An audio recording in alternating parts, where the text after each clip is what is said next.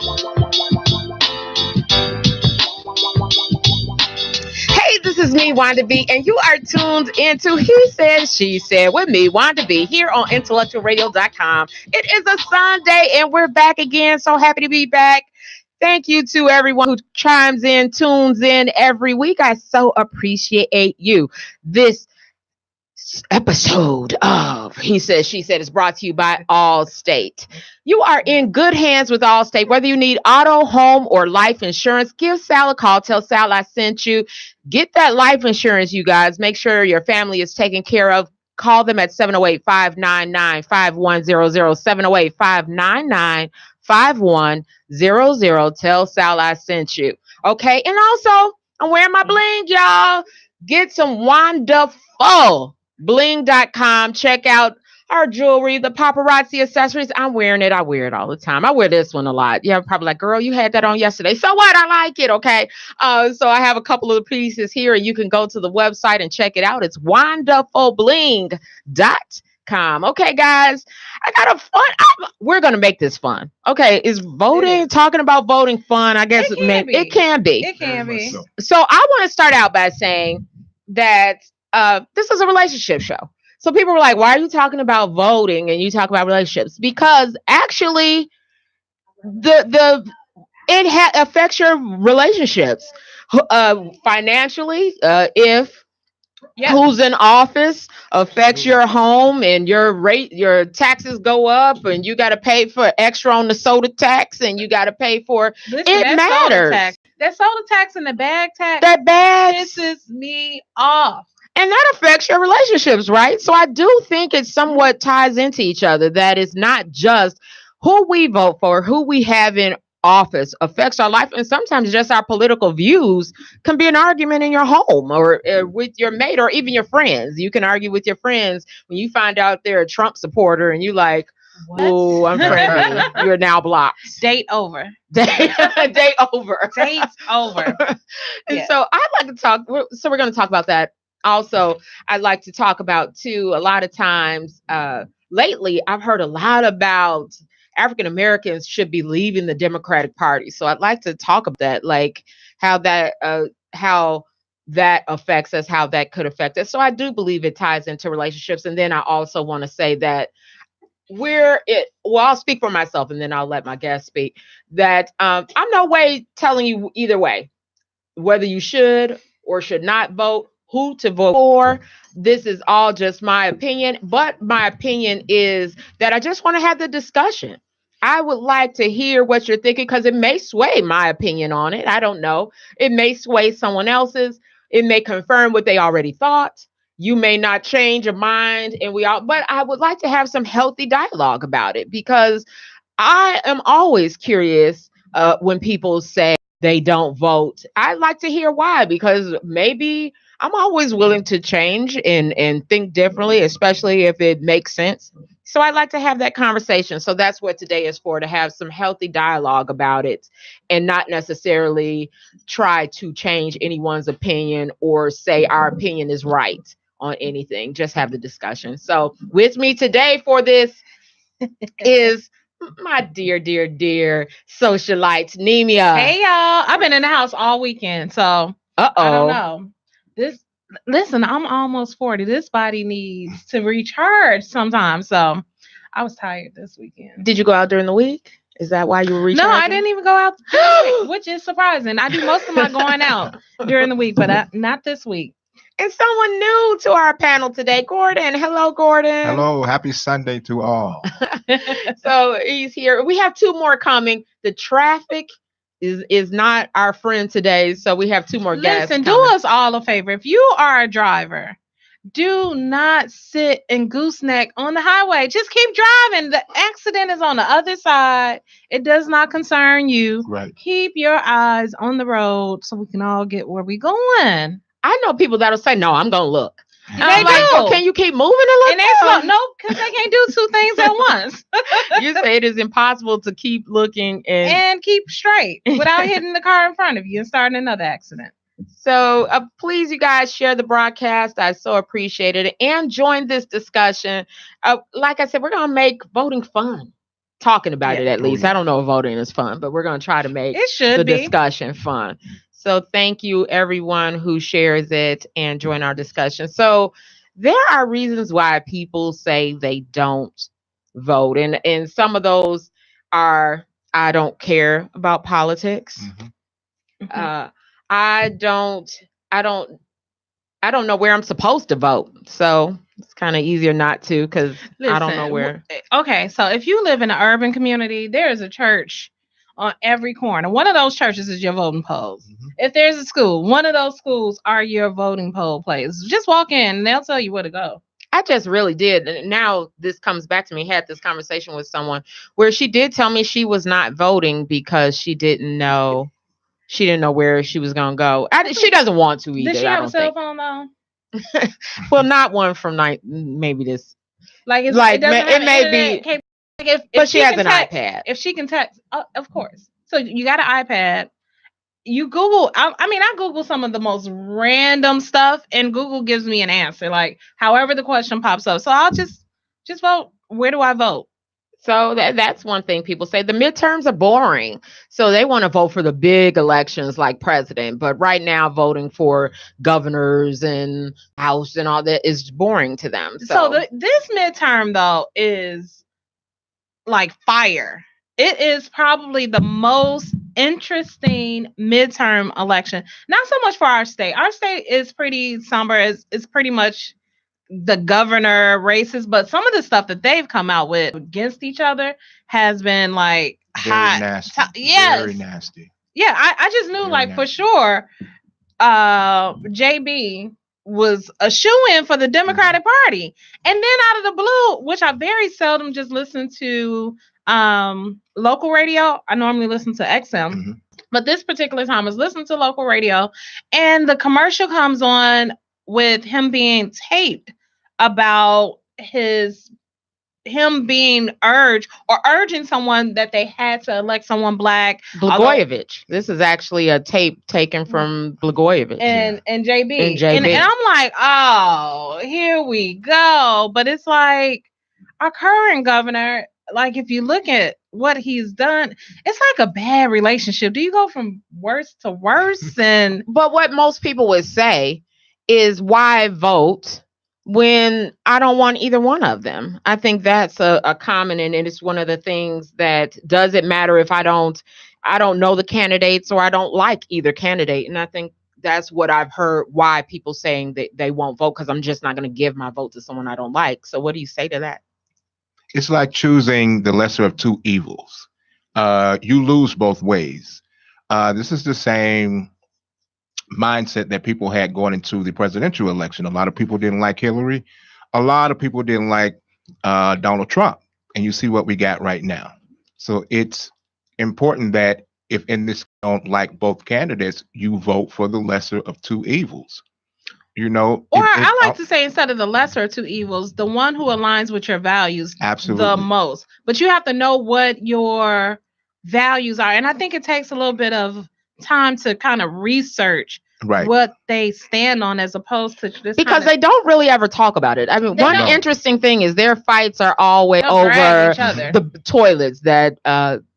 the story that's out that Pritzker, in order to save on taxes, took the toilets out of his house so it could so he could I've save. never heard that one. You haven't heard that one? It's a whole billboard that says about. They have a picture of his toilet and it's making fun of. It's pretty funny actually. But in order to save on taxes, if your house is not habitable, and I may not be saying this exactly correct, so if you want to, So they accuse him. He but gonna take I got the toilets. gist of it. So he took the toilets out of his house, so it's not inhabitable. So now he saves on taxes. It's a tax write off. Oh, so he set up his house so that it's not declared a house per se because Exactly. it doesn't meet all of the criteria. It doesn't Right. meet the criteria of a home because it doesn't have toilets. Right. So Well, he did it on listen, if purpose he to can evade figure out- taxes. yeah, if he can listen, we had a president that has refuses to show his tax returns or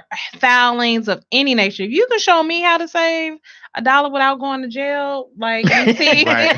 most of our You want him to share celebrities, your secrets. tell me, let me take this toilet out my house.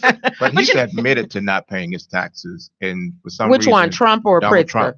Okay. He said he used every loophole he could use in order to keep from paying the most taxes.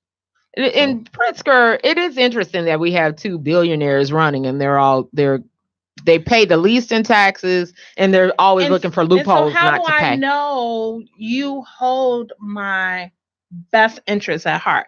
Like, I need a governor who's from the working class background. Listen, if I could, I want to vote in Georgia. Because Stacey Abrams, she gets it. She owes student loans like I do. She owes the IRS. Yes, she comes from a working class background, so she understands the struggle. But most of the time, you don't have those people that actually come from the working background actually have the financial backing to run for these big ticket seats. And so we're left with these millionaires who, like you said, have evaded taxes. They really don't understand kind of what my pressing issues are, but they come to your church on Sunday. So if you can come to my church on a Sunday to campaign, that means I can keep my foot on your neck while you're in office to make sure my needs are met. And that's what, to me, your local churches and local organizations, they open the door for these campaigning trips, but they don't have follow-up. I need you to have him back every quarter so we can see here's our list, and we want to see where you are on our checklist, and we just don't have the follow-up that we should. I agree. But Chicago is, in my opinion, is a gangster city. It is. The politics, according to some polls, Chicago is the most corrupt city in the union. So politics is totally different in this city when you measure it in other places. So when they do come to these churches and things like that, to speak, to get people to sign petitions, to get their names on the ballot, so forth, they usually have a shoe in with the people who actually run the church. I'm not saying all, but most. So there's some type of relationship there, and in a lot of cases, a lot of kickback. So Toussaint says, and Toussaint, thank you for chiming in. I think this is a perfect topic to hear your opinion. I'm glad you're on. He said, you mean anemia or me? Which one? She doesn't get, and neither do we. Politics is about organized self-interest. If they don't say the words black and poor, they aren't for you. Absolutely. Oh, are you saying the lady in Georgia doesn't get it? But if they don't say the words black and poor, they aren't for you. Well, so voting then, when we know Pritzker and Ron neither are black or poor. I do kind of understand, but I'm not saying I'm not going to vote or going to vote. I'm just I understand where people say, then why vote when neither is for you? Well, I would say it's imperative that you do vote. No one is ever going to be 100% for you. When we go into relationships, we never meet the perfect match because we don't believe that the perfect match exists. We don't believe a perfect relationship exists. And neither will the politicians be 100% for you. You have to figure out what your pressing issues are, what you are absolutely adamant about, that your non-negotiables.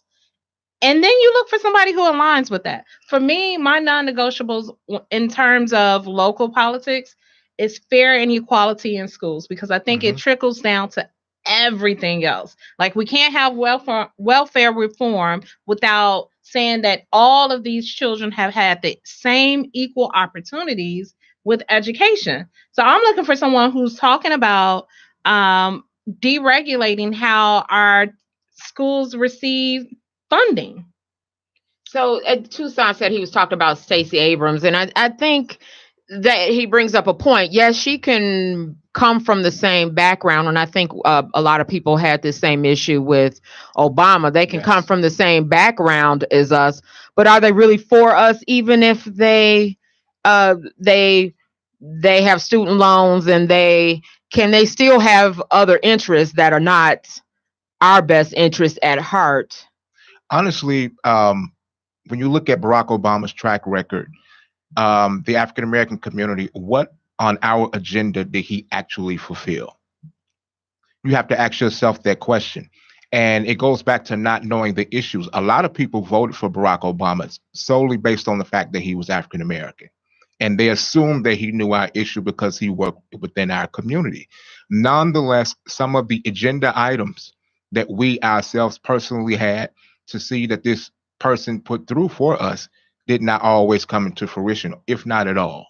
But do we So have any agenda items? And that's the Toussaint thing. says that do we know what our interests are? He said we as a group haven't defined our interests, just like we in relationships Absolutely. don't agree. define And that's what I I just agree. said. We have yet. The only time that I have seen, and correct me if I'm wrong, the only time I've seen us come together collaboratively and come up with a list of agenda items was during the civil rights movement. Absolutely. After that, we kind of just sauced along with, oh, this person is on that party's ticket that help us get these rights. And so that's who I always have to roll with. And we're not the only ones to do it. I listened to one of the political commentators for the Republican Party, and she fully acknowledges that 45 is sexist, he's racist, he's absolutely a horrible human being. But she said she voted for him because he's Republican. And she said, I am a Republican and I will always vote Republican. We are the only ones that will say, well, they don't have everything I want, so I'm just not going to vote, or I'm going to vote the other party's ticket, or go back to I'm just not going to vote. We have to collaboratively. There's been so many community organizations and meetings, and I have yet to hear anyone say, hey, this is a brainstorming meeting. This is what is it that we need most in our communities? And then just take those most needs. We fight over all the wrong stuff. I don't like this leader. I don't like what they stand for. He looks funny. She doesn't have edges. She doesn't have edges. Look at her braids. Well, they need to be Willie Wilson. People say that about Amara Wilson Enya. on paper was absolutely, and he is an intelligent, brilliant guy. You put him in front of the microphone, you have jokes for days because he's not as eloquent of a speaker as we would have liked him to be. Right. Neither is Donald Trump, though. Neither is Donald Trump. And who's our president? Donald Trump. So Toussaint said, equality isn't real. We need equity. Jay Shan. Hi, Jay. Jay said, my issue with voting is that in most cases, regardless of whether the person campaigns for and aligns with you, they can switch up and succumb to corruption. Lobbying makes it easy for one to be bought out. Oh, that's the state we live in. We live in you can buy with your pressing issues, but that's where accountability comes into play too. Who holds them accountable? Your local offices are supposed to. They're supposed to. I don't think we have. I know in my voting career, I've not seen the accountability work or be organized to hold your reps accountable as they go along the way. We see them during the elections, even on the alderman level. Mm-hmm. I've only seen my alderman during time when it's time to vote for her, and then you don't see her anymore. But I know where her office is. Are you showing up? Are you asking, when are your community meetings? These are some things that I need taken care of on my block. I need some more better lighting. I need crosswalk stations, speed bumps. All of this stuff comes from the accountability and being involved in your community actions. So you are listening to He Said, She Said on IntellectualRadio.com. We've been talking about voting.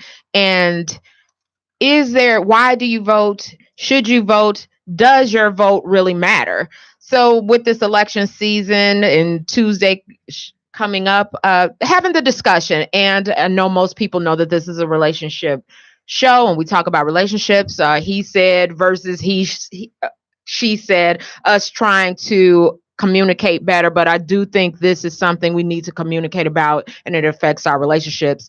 And both Nimi and I said we are mad about paying for a bag to bring our groceries home. But we did see the soda tax We saw the soda tax People go away. collaborated together and was like, that's gotta go. And it went away. Toussaint says something that is interesting. Toussaint says Barack did nothing for us. We didn't demand nothing of him. Same thing with this election cycle.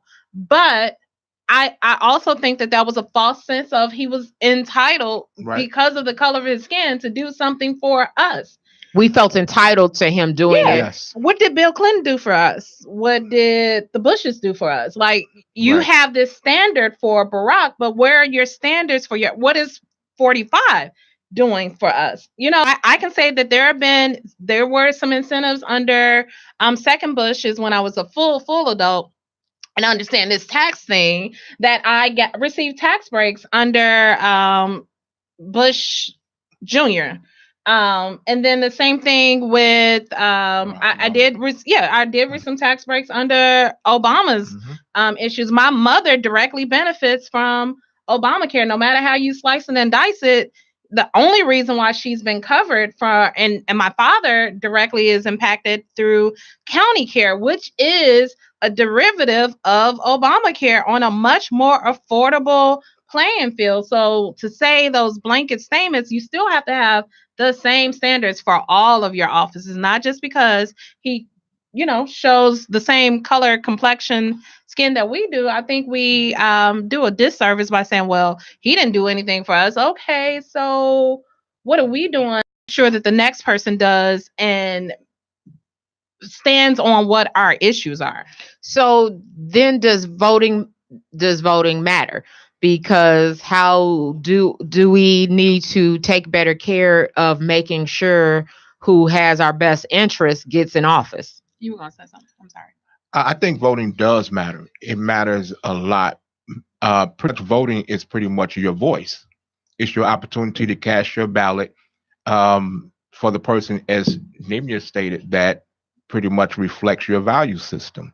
You have to define your own value systems and see which one comes the closest, and that's how you determine who's the best candidate, who's pretty much going to go on Capitol Hill and advocate for you. Another reason it's important because one party controls all three branches of the government. When one party controls all three branches of the government, you don't have a democracy. You have an autocracy. You have pretty much a dictatorship. So that's something that needs to change anyway, first and foremost. Another thing, we have to learn from other communities. You don't see the Asian communities in the street pretty much vying for a candidate to go represent them in Washington, D.C. You know why? Why? Because they have strong community ties and connections. Same thing with the Hispanic community. Outside of immigration, what's their issue? What is it something that they want from the government? They often don't ask because they already have those things in their community. So I think it needs to be a paradigm shift in the way that we think about politicians in general. Even though I think voting is important, it starts in your own community. Which then leads me to what Toussaint said. I think it happens a lot where a disjointed community through these meetings do happen, but there isn't one idea of blackness. Most of us operate like dark-skinned white people. We don't collectively have a voice that comes out to speak for us. Right. We don't, not anyone really. I mean, we are a voiceless people. I have seen more done as a collective in the LGBTQ community than in the Black community as it relates to Black Lives Matters issues. And I don't know if it's one of the things is nobody wants to talk about the racism that exists in the world that we live in. It's blatant, it's here, it's overt. But overall, we do know that it exists. And so because it does exist, how then do we say, then do we collectively come together? I listened to Laura Coates, and one of the things that, and this was right after just another police brutality case came about, there were some other issues with immigration, and they were counting on Black people to support banning these immigration laws. And I go, well, we don't have the arm room to embrace you right now because we got our own issues and nobody's coming to bat for us. Like, please have a seat and let us get ourselves together. But we're just a caring people. I wouldn't want to change that about us at all. But on some fronts, I just wish we could be a little bit more selfish. And lastly, politics is all about money. It's all about money. It's about what community can afford to put a candidate on the ballot to represent them when they go to Washington, D.C. It's all about money. It's all about dollars. It's all about cents. Other communities, they pull together, they come together, and they put forth their candidate. And that's who actually represents them. So. You've been listening, He Said, She Said on IntellectualRadio.com. And we're going to take a short musical break. And when we come back, we're going to have some more guests to join the topic of voting. Does it really matter? I see you, baby. Hey. Get your shine on. Get your glow up.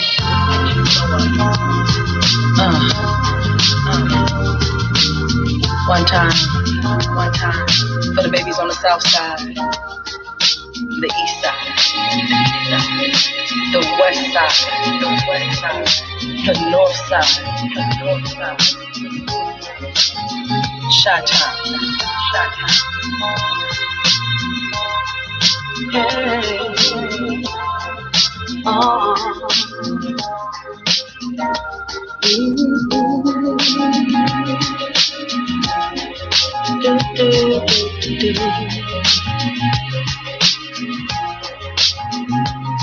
There's a song in your song. It can flow from short to long. In your song, you are the story. Getting past your past, struggling with your past, it'll pass. Hey, this is me, Wanda B, and you are listening to This, She Said on IntellectualRadio.com. That was Story you were listening to, Story Devereaux. She's our other guest that will be coming shortly. So we've been talking about voting. And again, I want to throw out this disclaimer that we are in no way telling you to vote. You or shaming anybody who doesn't want to vote or Not at all. Not at all. We totally understand. This is just having a discussion. We really want to just hash this thing out and see how people feel. I'm always curious when people say I'm not voting. I want to know why.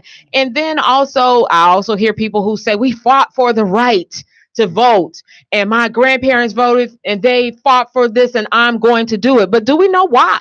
Are we just doing it because our grandparents did it? Our grandparents had an agenda, honey. Yep. And are we carrying on their fight then in having an agenda? Or are we just following along with who we like, or she's cute and I'm going to vote for her, or I like Kwame, so because that's my boy and I'm going to vote for him. So let's have the discussion. So this is a free space to have the discussion about voting, why you may not, why you intend to. And maybe we do sway someone. Maybe someone says, you know what? That made me think, and I am going to go out and vote. And maybe see, that's why I don't vote and I'm not ever going to vote. So we're just having a discussion. So we were talking about, before we took the break, Ernest chimed in, and Ernest was it's funny how this has happened to us twice now, that someone comments and the next thing you know they show up. Like, bam, I'm here. Like, how'd you do Susan that? was the first, and he's here chiming in. He was the first one to like go from the comments on Facebook Like, I want to to come. live I in wanna come. to Yeah. live in flesh. I like when that happens. So Ernest, you wrote. I don't know if I should read what you wrote or you tell us what you wrote. I can just share what I wrote. Share it with us, please. I was really enjoying sitting out, waiting to come in, listening to what you guys were talking about. And there were 2 points I wanted to address, but the first is what I commented on. We talk about voting, and I think people talk about voting as if I'm doing something for the candidate. Right. So you have an office, maybe you make law for my city, my state, or federal, and I look at it like I'm voting for Wanda, and Wanda got to earn my vote. Well, at the end of the day, somebody's going to be sitting in that seat, regardless of whether 10 people vote, 100 people vote, or all 1 million people in that city vote. Whoever gets the most of whoever actually votes is going to be in that seat. So my friends would often say it's the lesser of two evils and they're both bad. And I said, yeah, but at the end of the day, somebody's going to be in that seat. If 10 of us show up, they're not going to cancel the election and leave the seat empty. Exactly. Right? They're going to, that person is going to get that seat. So you got to think about who's the worst of the two that you want in there. And I know it doesn't feel right, but in a democracy with 300 million people, you're never going to get a perfect person to your views. You're going to compromise. And that's why the right wing is winning, because foolishly, these poor people who have, a lot of them have nothing, foolishly vote dogmatically on abortion, gay marriage, and who sounds more like a Christian, except in this election. They didn't care about that. They cared about abortion and gay marriage and immigration and anything racist things that they cared about. And then they'll watch this guy rip money out from under him and they still support him. They care about those issues. They shouldn't, but they do. I mean, when I say they shouldn't care above their own self-interest. Right, who marries who is not that as important as whether their job is going to be shipped off because of a trade war that's happening right now that the president has waged, because he and his cronies can make more money when you have a trade war. We should really be focused on what are the things that impact our day-to-day life that this person will make a difference. Tell me you wouldn't rather have all the judges that Hillary Clinton would have appointed to the federal courts, hundreds of judges plus the 2 on the Supreme Court that Trump has been able to appoint. These judges are going to be handing down sentences for people that look like us, and they're racist. Absolutely. Hillary Clinton's judges wouldn't have been as racist, maybe, but many of them wouldn't have been racist at all. They would have looked a lot like us because we were supporting her and recommending judges that look like us, that are women and minority judges that would be more like Sonia Sotomayor than like Kavanaugh. And if you have a cousin, a brother, a sister that has spent any time on 26 in California, how dare you say you are not going to vote on Tuesday? There is a whole roll of judges that are going up for those are elected seats. And let me tell you, now being wrapped up, as much as I didn't want to, in the judicial system, some of the things that the judge that is appointed to this particular case has done has been on his own. Like, this is what I feel like doing today. It's like, wait a minute. What happened to the book? Because we assume I've never been involved in anything like this, never had to sit in court, go visit anybody. But then we think because on TV, the judge has to follow what's in the book. Nope. And you go in a courtroom, there is a huge window of them being able to sentence and deny sentencing based on how they feel that day. Let me jump in on that real quick, because I am a lawyer. I tried cases before. I don't try cases anymore. I work in the corporate environment. But the amount of discretion that a judge has is incredible. What evidence comes in and doesn't come in makes a huge difference. And most of the time, you can't get a conviction reversed because they let something in that they shouldn't have. Most of the appellate courts will look at it holistically and say, well, yeah, the judge shouldn't have let this or that in, but it would have probably been the same outcome anyway. And certain things made a huge difference in whether the person got convicted or not. And the judge just decides, the judge's discretion around sentencing, whether to give you probation or give you 10 years in jail. A bail at all. Full discretion. There's nothing other than the law that says the minimum and maximum that bounds that judge in that range. And there's a huge range a lot of times. BET ran a special on the Trayvon Martin case, and it beautifully shows how corrupt our judicial system is. The judge, before he heard the case, said you cannot use race at all. It was a racially founded case. So you strip the entire case away, and it upheld. Some other things that happened that made the case fall apart. But walking in the door, they were already at a loss, and these are elected seats. Right. Another thing too, there was an incident where a guy walked into a Kroger store, and he shot 2 African Americans, and it was pretty much, as we can see it, based on the information, a race case, a hate crime. It's not being treated as a hate crime. Really? It does not exist in the state of Kentucky, I think. Yeah. Wow. Yeah. And then the federal government's not going to step in and call it a hate crime because Jeff Sessions is Attorney General instead of maybe Kamala Harris or somebody that Hillary would have appointed.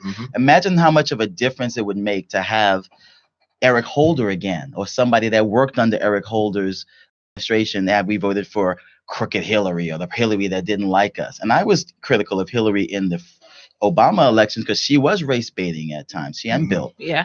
But at the end of the day, it's either going to be her or Trump. Whether we like it or not, that's our system. There's 300 million people in the country, and we can't pick a perfect hand-picked. We're not going to get a Malcolm X and stick him in the White House because there's 300 million people. And so we have to go who's available. And I wanted to address the point about the, whether Obama not doing anything for us.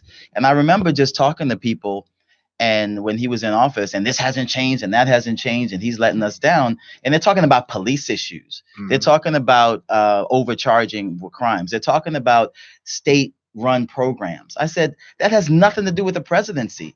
In 2010, you didn't show up and elect your mayor and your governor. He won Virginia, Wisconsin, Missouri, and a bunch of states that were swing states that Democrats hardly ever win. In 2009, he wins Virginia, the majority of the votes in Virginia. In 2009, a hard right-wing governor wins a year later. Where the heck were we in Virginia showing up for the election? Scott Walker, hard right-wing in Wisconsin. He won. Obama won Wisconsin. And here comes a guy that is diametrically opposed to everything Barack Obama stands for. And he wins, the statewide election seat in the same state 2 years later. And then the congressional seats went their way 2 years later because we didn't show up. We have a messiah complex in the Black community. Yes. We think we're going to elect somebody who's going to wave a wand and solve all of our problems. That never happens. And the fact is, even when Dr. King was around and we had specific agenda items because there was so stark segregation and the bus boycott, he still had to go from state to state to state to state to convince people, convince people and to get laws changed. And then he went federal. The housing law didn't fix everything. Right. He had to go from the different states that were doing these horrible things. The voting suppression wasn't the same across the South. But he had to go from state to state to state to change some of the tactics. So a lot of what we complain about is state government. Prosecutors not charging cops, that's a state election. That is a That's state in fact, it's election. a city election in some cases. And so you show up and vote for Obama and then sit on your hands in 2009, 10, 11, and 12 and don't vote for your local election and then wonder why Linda Alvarez is not charging a cop. We could have voted her out in 08. Yep. Instead of in whatever year we actually voted her out. You are listening to that very good information. Thank you, Ernest. You're listening, He Said, She Said on IntellectualRadio.com. We are talking about voting and does it really matter? People are chiming in on Facebook, and I so appreciate you guys who are chiming in. You want me to get it? Yes. If you could get the one where Tucson says about 3%. Yes. Tucson says if 3% of Black people switch to the Republican Party, the Democrats would never win another election. We have power. We just don't understand it. He then says they care about maintaining a white power structure. The rest of that is fluff. Barack could have appointed those judges, but he played politics, and we said, okay, that's on us. He could have appointed judges, though? He appointed plenty of Black judges. And if you're talking about the Supreme Court, minority judges, that's how you see the entire the House play out because they blocked all of his appointees. And on top of that, there's hundreds. There are thousands of federal judges around the country. Thousands. He probably appointed over 1,000 judges in those 8 years, and many of them are Black. We have more minority, many of them are women. Mm-hmm. Many of them are Hispanic. Sotomayor was on the court. He didn't get even his third seat to try or fourth seat that he could have gotten if Ginsburg had left when she should have, when he was still president. He could have appointed. So the Supreme Court is 9 judges, and yes, they make laws, but every day our people are sentenced in federal courts in the cracks and crevices of this country. So he appointed thousands of judges. He didn't appoint the judges and played politics. I know people. I have 2 or 3 friends that are on the federal bench right now, Black lawyers who Barack Obama appointed, personal friends. And that doesn't mention all the people who I know about who I don't know personally that were appointed. So I think we got to get our facts together. Eric Holder, when he was Attorney General, investigated hundreds of cities for hate crimes and for police brutality. Jeff Sessions isn't doing any of that. But Eric Holder, who doesn't control any one state, could step in and say, I heard about what happened in Ferguson, and you Let may me go not and charge see. that officer, but I'm coming in and I'm investigating your police force. And then a report comes out that actually shines the light and shows the police brutality and the data. That's all the federal government can do about a state. States are sovereign. So when you wait for the federal government to control a state, you can wait all day and all night. It's not going to happen. You got to then show up and elect your governor. Yeah. You got to then show up and elect your prosecutor. Wide discretion among a prosecutor. A prosecutor decides by him or herself whether somebody gets charged with a crime. I can shoot you right Absolutely. now, and she decides whether to send it to the grand jury or not. They Absolutely. decide whether to charge you or not. Just like a cop can say, here, give me that weed and go home to your mother instead of charging you, a prosecutor can do the same thing. Wide discretion. And you're sitting around waiting for Barack Obama to That's stop our savior. improper charging in every state. He doesn't control that. Trump doesn't control that. It's the people in the state that do. That's why in Chicago, we can vote for Kim Foxx and like we did and other people and have a different experience here than people are having in other parts of the world. So we have to educate ourselves. The American people are some of the dumbest people on the planet. That's what Tucson just said. And the biggest issue with American include myself voters. in that in a lot of ways, because we don't even take the time to educate ourselves on the basics. We complain about a thing and then point to someone else that has no control. Wanda's driving the car recklessly and I'm yelling at Earl. Why? Wanda's driving the car.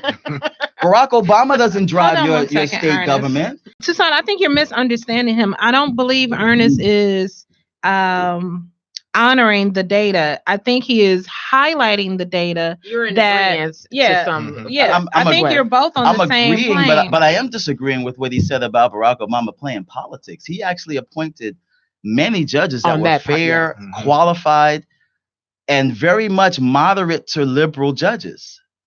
And so completely the opposite of what we're getting now.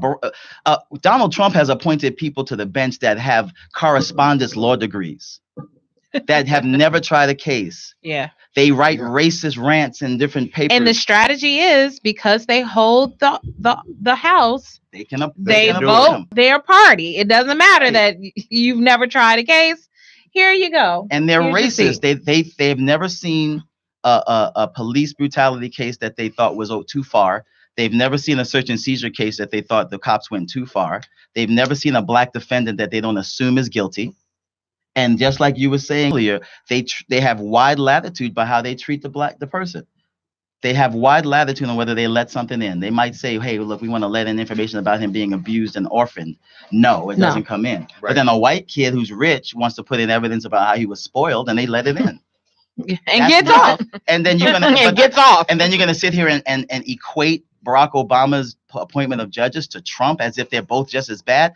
That is the most. I'm not saying he said that, but a lot of people do say that, and that is the most ridiculous thing in the world. Hillary Clinton's appointments wouldn't have been equivalently bad to Trump's. They would have been markedly better because number one, they would have all been qualified. And number two, the vast majority would not have been racist. Tucson said, I'm not misunderstanding him. He just has the mic and I'm texting, which is on a delay. So some of what Tucson may be responding to may be. Okay. So I don't agree 100%, but it's hard to explain context through text. Oh. I think yes, and you can call 708-223-8953, 708-223-89. Put that in the comments for me, 2283, if you like. You don't have to. But I think I understood your point, and I understand Ernest as well. Will Gay said, kudos to this brother. So you give him some kudos, Ernest, to your opinion. We're talking about voting and does it really matter? So Kwame Ruel, and I may be mispronouncing his name. Let me tell you, I saw his name. I was like, I'm voting for him. His name, Kwame. You get my vote. But his commercials have thrown me off since the first day of his commercials when he says that Erica cares about whether two gay people can adopt a child. And I'm like, that has nothing. I mean, can I know a little bit more that you would do versus that doesn't sway me to you, Kwame. I don't know. That's not my issue. When we talk about issues, and our issues. And that's a classic example of generalization of who your Democratic voters are. So he's in a commercial like that, he's baiting on the black church folk that will get out and vote. And that idea is totally against everything that they've stood for in church. So if I can play on your religious values, what you assume, then I think it's a win. But then it's our job to go back and hold them accountable. Like, that's besides the point. We know what the laws are as it relates to LGBTQ community. What are you going to do that relates to our overall community wise? Like, what are some of your values? What are some of the things that you're looking to accomplish, which we don't see on these commercials? You don't see it on the commercials. So you really do have to go do homework. So I understand why a lot of people would probably vote for Kwame, because Kwame, you're like, okay, he has my best interest at heart. And me and my best friend have a funny story about Kwame, because we were ragging on the name, like, oh my God, it's a Kwame on the ballot. But then we did some research, and although he's on the Democratic ballot, there are some things that I am quite uncomfortable with about Kwame. And so when you do the research and just don't rely on the surface, that's what it's all about. It takes all of, I sit on Facebook when I can't sleep, or Pinterest. Pinterest is the one. Pinterest does not interact with me at all. I don't read comments. Nobody can comment back. I can spend a good 2 hours until I drift off to sleep at night on Pinterest. But you can't decide who to vote for Pinterest, can you? No, what I'm saying is, if I can spend 2 hours just sifting through pictures, I can Google about Kwame and what his stance is to figure out if he's the candidate for me. That's all I'm saying, is figure out what candidate is for you, rather than just say, don't go. I like the one little church saying is, I'd rather have Jesus and not need him than to not have him and need him. I'd rather have somebody in the seat that either my vote counted for or not, and then to find out that my vote really did count and I didn't have the candidate in the seat. Often too, we tend to vote like our parents. I remember when I was young, I would see my mom and my dad get up, and they would go out and they would go right around the corner to a little small storefront church, and they would vote, and they would never talk about the issues prior to election day. Honestly, I never heard them actually discuss a political issue, but the practice of voting, that's what they did. Now it's a little bit different. We can't afford to be ill-informed about anything, because the country is moving in a totally different direction than when it was when I was little, when I was early 80s. So it's very important that you research the people, research the issues, research their platforms. Racists don't wear hoods anymore. They're on the police force and they're in Congress. Yeah. So it's funny that you should say as a kid. So my godson is 10 and he was 9 at the time. How long has 45 been in office? It seems like, okay, so he was 8 at the time. So he comes home and we're hanging out, and he's like, God, mommy, I voted. I was like, oh, really? And I was like, you voted? He was like, yeah, we had. He voted for it. So of course I asked who he voted for. And then I asked him, like, so why did you vote Democratic? And so he was able to, in his 8-year-old thought processes, tell me why he voted Democratic. Surprisingly enough, Donald Trump won in his classroom at Salcedo on the West Side, predominantly Hispanic magnet school. And so just having those conversations with our children, I think, like you said, Gordon, my mama just went to the voting poll and came back, and it was never a discussion like, where you going? She never took me. I was never exposed to the voting system, unfortunately, until I was 18. And then I was like, shoot, it was intimidating. So I didn't vote right away when I was 18. It wasn't until I was away at college, I want to say at 21, when I actually was like, okay, let me vote. And when I was 21, that was President Obama's election. So you go from that to where we are now. It's like, we've got to do better with even educating our babies early on to be involved, so that when they get older, they kind of understand this system and they'll be able to make a difference. I'm just going to repeat the one comment I made earlier, because it's really important. With everything you all guys said is spot on. I was just enjoying listening. I'll just repeat this. think about the things that impact your life and that you care about personally, and for the community, and for our community, and for any other community, and really think hard and look into what is it that really impacts or affects the things that are causing the problem. If there's potholes in the street and the car is getting torn up, think hard about who really controls that and where does that come from. My property taxes are too high. Where does that come from, and who controls And everyone the property? complains about that. Is it county, or is it city? Is it, is it state? Think about that, and it's critically important. That's real base level civics, right? We can all educate ourselves about that. If I care about healthcare reform, well, where does the insurance rate control really come from, right? And take a look at it. It doesn't require a degree in anything. It really just requires thinking about, well, what are the things that control it? Overcharging of criminals. Are they federal or state? Okay, well, if it's federal, these are the people in Illinois that decide whether to charge someone. And this is the prosecutor, a state's attorney, a federal prosecutor for Illinois. And if it's state crime, this is the Cook County prosecutor. And this is who didn't charge the cop. And then you know who to be mad at. And then you know who to be happy with. And then you know what office you really vote for. So everybody votes in presidential elections, even people who care deeply about issues that have nothing to do with the president. Absolutely. And they have everything to do with your governor or your mayor or your sheriff, right? The person who you're mad at police brutality, and then you don't vote for the sheriff who runs the police department in your city or your county. And many of them are elected. And if they're not elected, they're appointed by the mayor. And you don't vote for the mayor.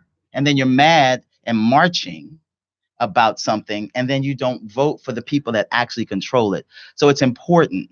And that's why I'm sort of taking a minute to repeat it. It's really important to understand what levels control the things you really care about, because you might end up not voting in the very election that really determines what's going to happen to your people. And then as far as what Obama did, I'm sorry, but there's one thing, please, everything that he was able to accomplish that benefits the American people actually benefits us even more. Yeah. The tax credit things around green energy, anything that he did to create jobs benefits us just as much, if not more. And then healthcare alone was enough for all of us. And we know it matters because 45 is undoing all of it. If it didn't affect us and didn't benefit us, he wouldn't touch it. Right. He would not touch it at all. You've been listening to He Said, She Said on IntellectualRadio.com, and we've been trying to fill you in on this voting process. Voting, does it really matter? We're going to take a quick musical break, and when we come back, we're going to have a little bit more for you. So come back, IntellectualRadio.com. I see you, baby. Hey, this is Wanda B. Listen to He Said, She Said every Sunday, 2 p.m. on IntellectualRadio.com. Get your glow up.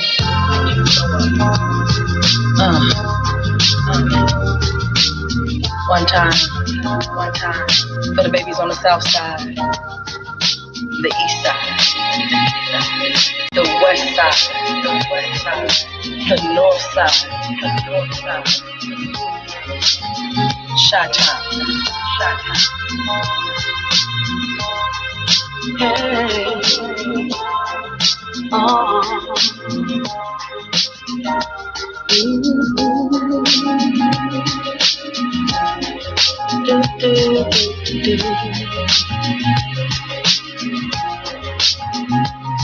There's a song in your song. It can flow from short to long. In your song, you are the story. Getting past your past, struggling with your past. It'll pass. It'll pass. Be there, over there. You're torn from where and there. It'll bear. You'll get there. I know what I know. You suffered more than you know. You roll in the cold, in the cold. There's always something inside of you. It makes you beautiful and makes you beautiful and makes you be the sun that makes the flowers grow. Be the spirit child in you that's meant to grow. There's always something inside of you, nothing inside of you. It makes you beautiful, makes you, yeah. Be the sun that makes the flowers grow. Be the spirit child, be the you that's meant to glow. Find it in the afterglow.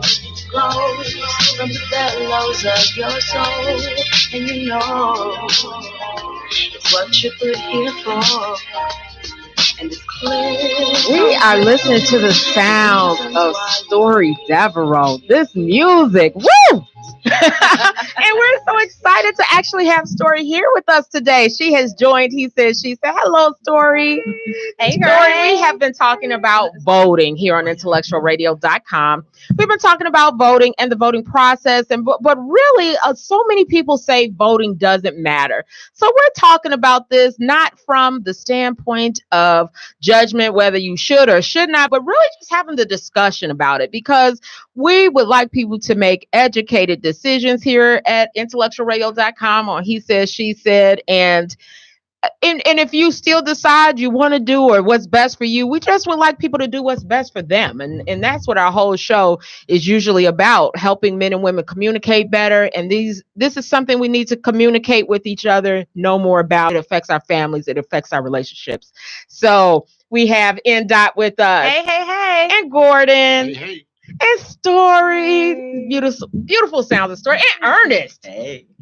All on. Dropping these knowledge jewels. Yeah, I know. He dropping the mic. You found my pastor, huh? We're here on IntellectualRadio.com, and hopefully we're feeding your brain today. So we're having a good time talking about voting. You can make voting a fun thing to You do, can. right? So funny thing, Ernest left off with it when he talked about the county sheriff. So there, you guys know I'm a funeral director by now. So there's this issue with funeral processions, if you had not known, in these Cook County suburbs. So there's this thing of, they call it ghost riding, when the cars weave in and out. Then you have funeral processions that are broke out in fights. Then you have these violent acts at actual funerals. Let me tell you about these suburbs. They've gotten together. I've met Thomas Dart more times than not at local community meetings, because they are pressuring him to figure out a solution to this entire madness. And that's just on our local level. So you dare not say that it does not matter. It matters. These people are tangible, live people. If you see them at a community meeting, go up to them, grab them by the hand, figure out who they are, where their offices are.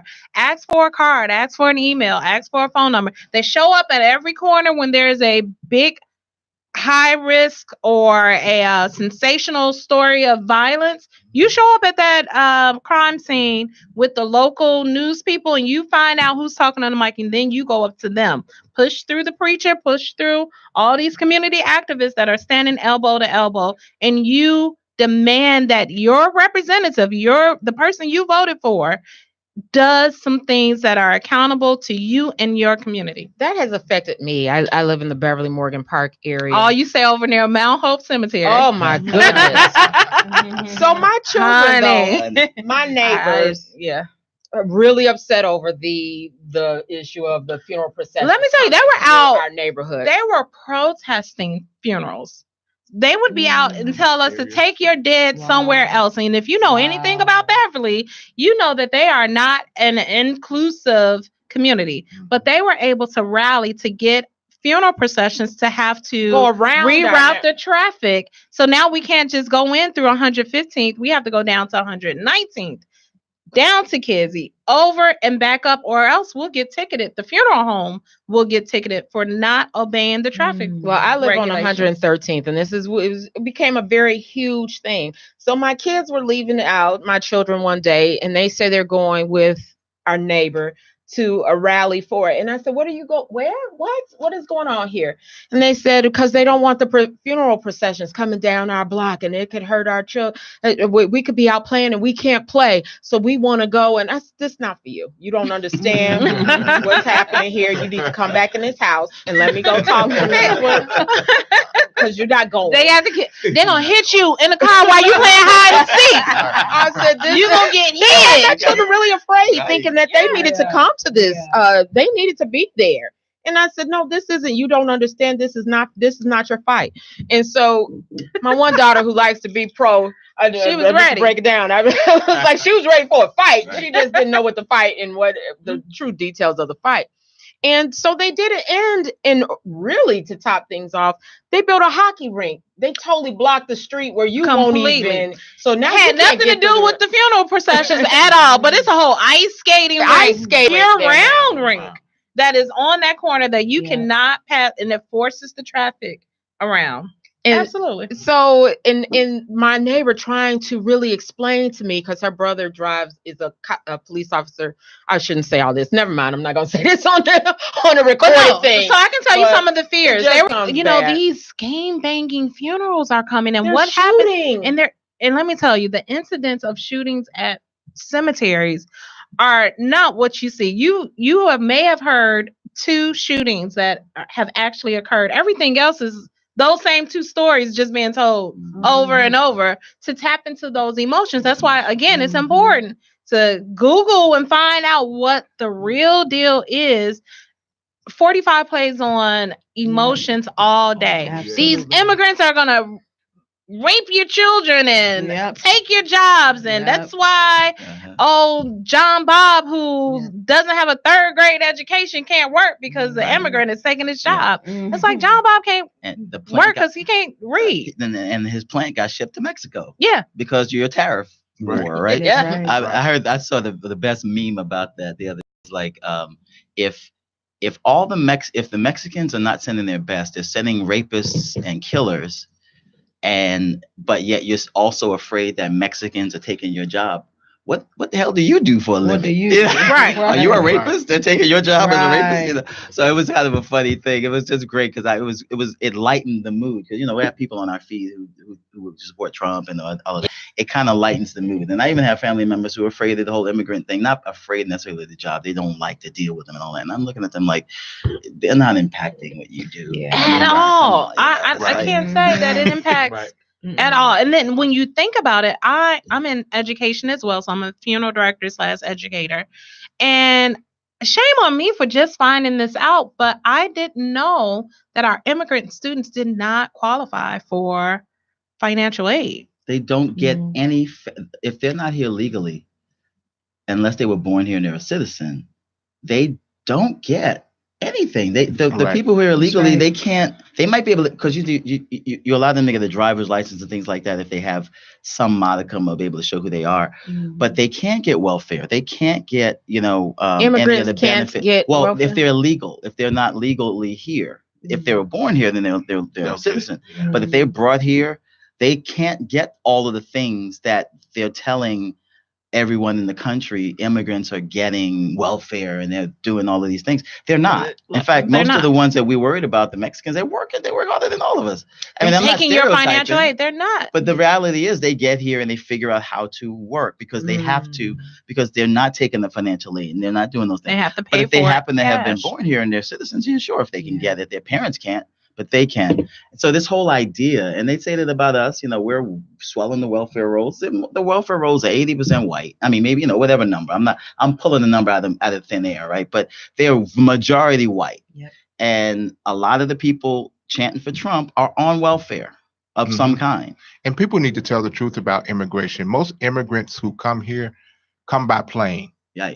That's right. 80% of immigrants that come here, they don't come over the fence. They come by plane. They overstay their visas. And the majority of those people are from China. Yep. Russia. Chicago has the second largest Polish population next to Krakow, Poland. Yep. So you think about these people, they can't even speak the language, but a lot of these people, they come here. You see them with construction jobs. You see them driving Lexuses. How do they get those things? I guess it's their own little way, but we tend to demonize those He people said they of own little color way. who come here. Yeah. And me personally, he can build a wall as high as the Sears Tower. It won't stop people from getting over the border. Listen, I watch Exactly. I guess this would qualify as like bougie ratchet television, but it's still ratchet television. I watch Day Fiance. Oh, I've seen a couple of Yes. episodes of it. And most of the immigrant ladies are from Russia, and they are marrying American men for citizenship. This one girl was ruthless. She got here, she got her green card, and she left her husband and was like, okay, I'm out. I'm done. And so when we talk about like this whole, it's serious. terrorist. Because Like, I've been no. approached to get married for money. I was offered Would you do it? $15,000 to marry someone. Would you do it? So If I was broke, name? oh, I didn't do that. Svetlana. I'm one of those Svetlana. people that can't get away with it. I'll get caught. Listen, But yeah, I was offered my name is $15,000. Mimia. You can find me, and he said, she said. You You got a American cousin money? that needs. Yes. You pay enough, you might get some too, right? Right. If you look good enough, you might. I might even give you a baby or two. But I'm just Right. saying, I'll get you here. Just the other day, I just had this very discussion about that very thing Gordon just mentioned about being offered money. Speak up in the mic. I'm sorry, is this good for you? Okay, there we go. Can y'all There hear we me? go. There You we can go. hear me now. So, anywho, that was the very same discussion I just had the other day about offering people or immigrants offering money. Now, at first, I said to myself, when you see requests on Facebook, you see them from African men, you see them from Indian men, all across the pond, all across. And you say to yourself, the first thing you say to yourself is you don't want to judge why they're befriending you or what this is about. But as soon as you hit accept, here come the inboxes, the consistent inboxes. music Neither card. one of those. A what? A music card. Right. Or Music card. yes, Apple card. music card or okay. something like that, or there's always a conversation that stirs, and you don't want to be hypocritical in a way. You don't want to feel like that's the first thing you think about when you see someone, but it happens Yeah. all the time. So Yeah. Wow. That is funny. So That is very funny. Patrick Kutek. I'm sure I He's a butchered buddy that. of mine from Cutek. Cutek. You said it exactly Oh, right. Kutek. I went to college with him. Oh, So did Wanda's brother. Oh, wow. My brother, my Yes. little brother, He says- Ernest went to Georgetown together. What? Yeah. Oh, good old Georgetown, huh? Voting absolutely matters, and the panelists make an excellent points that you need to research the people you're supporting. Party label doesn't equal fitness to govern. To govern. Great Yeah, discussion. very good, Pat. So let's talk about that because that has been in local on the radio a lot lately. I've been hearing that we just follow the Democratic Party and vote. And you mentioned your parents just going and voting Democrat. I'm going to assume they did when they just went to vote and they vote Democrat. And a lot has been said about what has the Democratic Party done for us? Why do we just follow the party so blindly? I'd like to hear you guys' thoughts on that. Listen, this isn't the election to figure out. This is I'm not gonna even lie. Like this is the one time that I know. Look, I normally don't do this, but this is the one time to vote the Democratic. This time around. Next time we can figure it out. But I think that we assume that Black people. I actually have some Republican sided values. And I also have some Democratic values as well. What I vote on, especially this election, is what's going to actually have an impact bigger. We can't afford to sit and throw oranges right now. Right. You should have did that at the last election. This time we really need to be very strategic about how we're placing our votes, because Republicans have been very strategic about how they've issued their votes to kind of make sure they control things. So I'm not the person to ask. If you ask me, I'm telling you just to vote blindly this time. This time we can talk about doing a little bit more research, but this time, what do you think, Gordon? Well, I'm trying to pronounce it right. Blexit, which is Black exit from the Democratic Party, has just started with, I can't recall her name, But this is What's the her name? reason. Spell- Candace Owens. Candace Candace Owens. Owens. Oh, I can Lord. tell you have an opinion of Candace story. Candace Owens. Oh, I do. Carry on. Candace Owens. But there was a situation where as she started this and she was getting shirts and things designed, and Kanye West, I don't know if he was an advisor or something like that, but recently he came out and said he spoke wrong and he's laying out of politics, and that has something to do with it. And last week, black male students from Morehouse and some other students from HBCUs came to the White House Wearing MAGA hats. when Make America Great Hats Again. And it was pretty much a photo op, a video op, or whatever it is to show Black African people. Americans that they should leave the Democratic Party. Nonetheless, there has not been given any good reason on my part that I can think of why they should leave. You know what? Actually, they've been laying out why you should, and they're actually really good points. I listen to them, but it's just at a critical time. So they're using the opportunity now because they need to sway That's right. the vote over. But there's no alternative on the other side. Absolutely, That's it. That's absolutely, It. and that's it right there. That's it. Well, the alternative is independent, but they're hoping that you go to another major But party, you're throwing which your vote puts in the it right back to trash. him. Exactly. Because somebody of the two will get that seat. That's right. And you're just throwing your vote in the trash when Exactly. you go independent. Yeah, sorry. Mhm. What Candace? Let's hear what you were thinking. Oh, Black Jesus. She said, "Black Jesus." You know, honestly, first, let me, it's because it's such a let me answer this in two parts. First, I think I was just having a discussion with Nima last night, and someone asked me, well, Story, how are you going to vote? I said, I'm going to vote for everybody Black. They said, well, what if Black is not qualified? We did just say that. Mhm. I said, well, the only people that I connect to are people that understand Black struggle, Black enterprise, Blackness. And that's just the way I see it. At this juncture, I'm not playing Russian roulette with the Republican Party or the Democratic Party. In my perfect opinion, I need to vote your for opinion people is perfect. in the best interest of what benefits Black. Because at this point, it's Black that has the problem. We're getting the short end of the stick.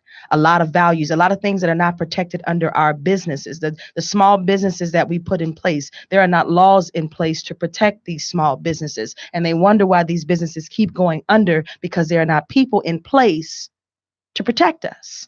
And honestly, white folk will not contribute to Black causes unless it benefits their pockets. Yep. So in this juncture, I have no reservations with voting straight Black, because that's exactly how I feel. Now, Candace Owens, here's a young She's the woman. exception. She's not even an exception, because honestly, here's this person who does not understand the epitome of Black struggle. She has her own set of Black privilege. Let's be real, y'all, because Black privilege is a thing. It's there. It's there. Yep. Those who are more fortunate than those who are the haves and the have-nots. So here's a young woman who grew up with a whole household, a father and a mother, values, privilege, all these things. She has absolutely no idea what it really means to be poor and Black in America and disenfranchised, because she has not been a part of that experience yet. See, there's no reality check that hit her yet that says, you know what, you're still Black in this white male dominated country. So at this juncture, she can't lead a revolt because she's never sat on both sides to understand equally what it means to exit the Democratic Party. Now, I'm with Nima. There are some substantial points that they make, which is why I don't lean Democrat or Republican at all. I vote in the best interest of Black, period. That's it. And you said something about Candace. Candace, I think you have credit for not being on both, but she is capitalizing off of being the Absolutely. Black mouthpiece. She's Exactly. also a former Democrat. She's a former Democrat. She That's is, right.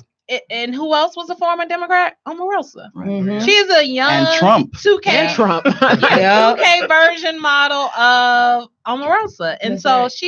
she's more vocal about it. She's more passionate. She appeals to the younger That's right. population, which Omarosa could not.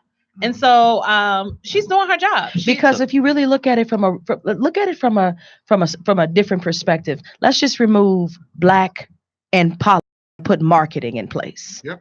Because this is a marketing strategy for the Absolutely. Republican Party. Right, absolutely. This is nothing more than a marketing strategy. Think about President Obama.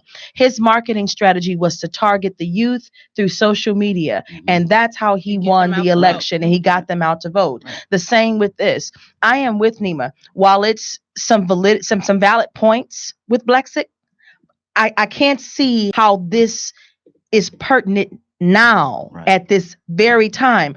We don't have time to play Russian roulette with 45, because rest assured, if the Republicans control everything, he is going to be elected again. Again. So at this point, no, I'm not going to vote Republican. No, this is not the time to be, let's just abandon, because I don't agree with a lot of Democratic policies anyway. Yeah.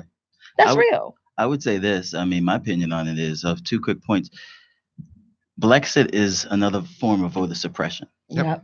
Absolutely. It's Yeah. trying to get black people who are going to vote to throw their vote in the toilet, Yep. Mm-hmm. so that the Democrats get less and Trump's side gets and the Republican side gets more. I'm going to speak about the Democrat versus Republican from the federal standpoint, the presidency, and then who appoints judges, which is the second branch, and then the Congress, which passes the laws, which is why Obama couldn't do as much as he wanted to do, because we didn't give him a Congress to pass laws that he could sign. Trump's getting a Congress. We got to take the Congress from Trump. If he doesn't have the Congress to pass the laws he wants to pass, then there's very little he can do. That's Yep. right. He can't sign That's right. anything except executive orders, and that only allows him Saw to that play with Obama. in the exact. We saw that with Barack Obama. He got some things done with executive orders, like Trump's getting some things done, like the travel ban, but he can't erase much of anything, like Obamacare, for example, without Congress passing a law that he can then sign. So we got to take the Congress from Trump. So for right now, I tell my Republican friends to vote Democrat, Yeah. because we got to take those who don't like Trump. We got to take the Congress from him so that he can't just do what he wants. But here's my opinion. I've been fortunate in my life, even though I'm laid off right now because of my company went through a big corporate split, and I was fine with how that went for me. He I like, knew I'm it was coming. good with I'm it. good with I'm it. good I've with been that. chilling. And whatever. Mm. But I'm single now. I'm divorced, a single male, no children, and I've been a corporate executive at 2 companies. I should be a Republican, because when they pass certain tax cuts, like you said about Bush's, Absolutely. and even part of the Trump's, I benefit. I'm sorry, baby. But when I think about that, I think about the fact that when Barack Obama talked about raising tax rates on people making $250,000, then it went to $500,000, then it went to $1 million. I was kind of like Dave Chappelle. He was like, "And I just got this money." He was right. You remember that? But I was like, "I just got money, and now you're gonna tax me higher." Yeah. It was literally a couple points difference. Mhm. And so, in the grand scheme of my life, 2 or 3 points, percentage points difference in tax over Bush's cuts and Obama's wasn't gonna impact me to the point where I was gonna trade everything else away. Right. Let me talk about what else I vote based on. I have a nephew who in 2 weeks is going into the Air Force. I have had a sister in the Army. I've got cousins in the military. I think about which party is going to drag us into unnecessary wars. The only one that's done that in my lifetime has been the Republican Party. Republicans. Yep. And they feed the war profit machine, which is Lockheed Martin's. No disrespect to my friends who work there and all of the government contractors. That's nothing but government welfare disguised as corporate profit. Mhm. And don't get me wrong, a lot of it is useful, and we buy planes and all of that, but we buy hundreds of planes a year we don't need. Right. And the Republicans in Congress will not let any president touch those planes because they're jobs programs, because they make a lot of those planes in South Carolina, in Washington, in all these different places where you have people who say, don't cut the planes. You could fund the entirety of social programs on one manufacturing of plane programs in the military for planes we don't use, but they won't cut it. I make my decision based on things like what Obamacare highlighted. The one thing that could equalize me right on back to where I grew up, broke and poor, is if I get sick. Mhm.